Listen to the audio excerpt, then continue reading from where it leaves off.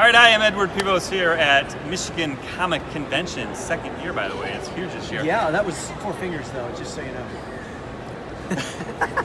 This guy right here, okay, you may not recognize him, maybe you do, I don't know, but you know so many of his voices. Puppeteer, Steve Whitmire. Correct. I mean, we're talking Kermit the Frog, Ernie. You were in the Dark Crystal, Fraggle Rock, right? Yeah, that's true. That's true.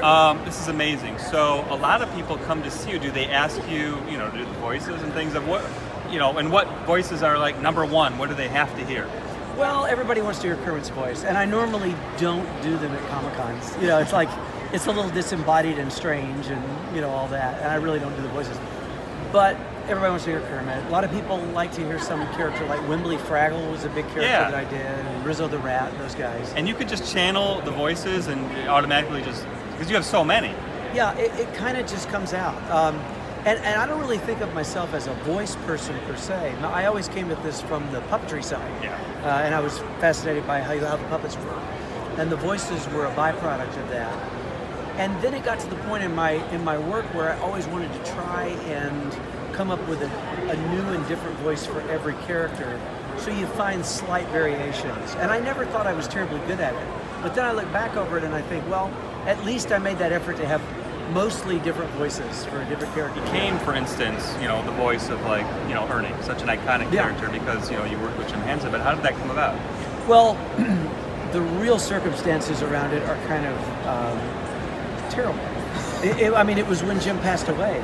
Yeah, exactly. I had worked with Jim for about a dozen years before he died in 1990, which was the best thing that could have ever happened to a young puppeteer because it was during the real heyday, the high point of the Muppets.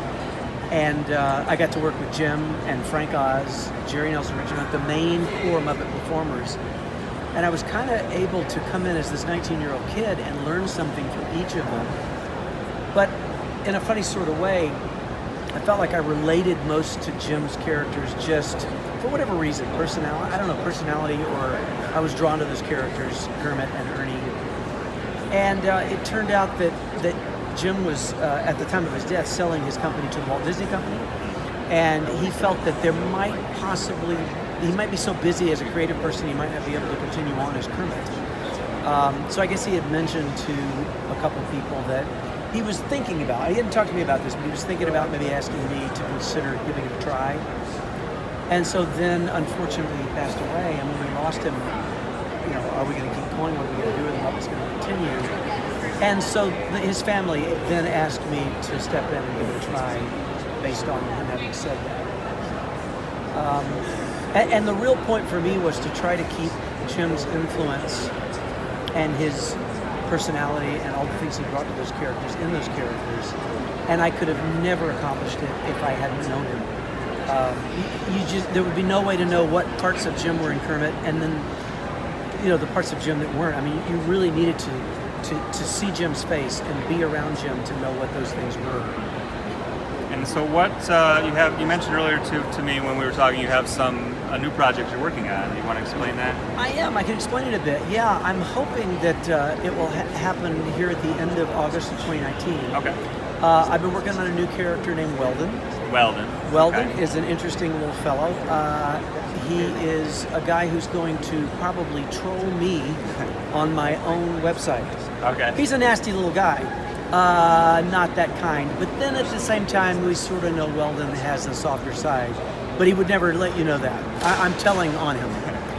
And what I hope to do with Weldon is to give Weldon a live stream where he basically is going to hack my website and take it over for about an hour, probably every month to start with, and then eventually maybe weekly. And I think the point will be that it'll be an end-of-week show where people can actually call in and just complain about their lives to Weldon. He's about the worst therapist you could have, but I think it'll be a lot of fun. And really, for me, it gets me back to the core of the type of work I loved to do with the Muppets for all those years.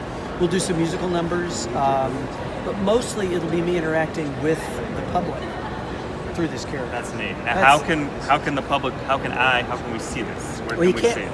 Well, hopefully, when it comes out. When it happens, I'm going to notify all the people who are following me on Facebook.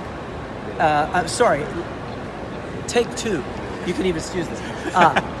I'm not on Facebook, but I'm going to notify all the people who are following me on Instagram. Okay. And I am Steve_Whitmire. There are other That's Steve easy. Whitmire. But you're the official Steve_Whitmire. That's the real one. And I'm going to let people know it's happening.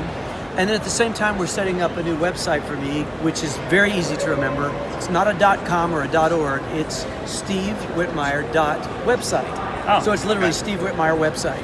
Okay. And that's where we hope to stream the live stream. Okay. It's just that fraction too early to say that's definitely going to happen, but that's what we're planning on. Okay. But Yes. Instagram would be the place to kind of follow it. I think that's the best place for me to let people Okay. know about it. Yeah. Okay. And I'm hoping all those people will let all their people know. All right. And we we'll- will let people know. That should be cool. Yes, So- this is exciting. All right. Very cool.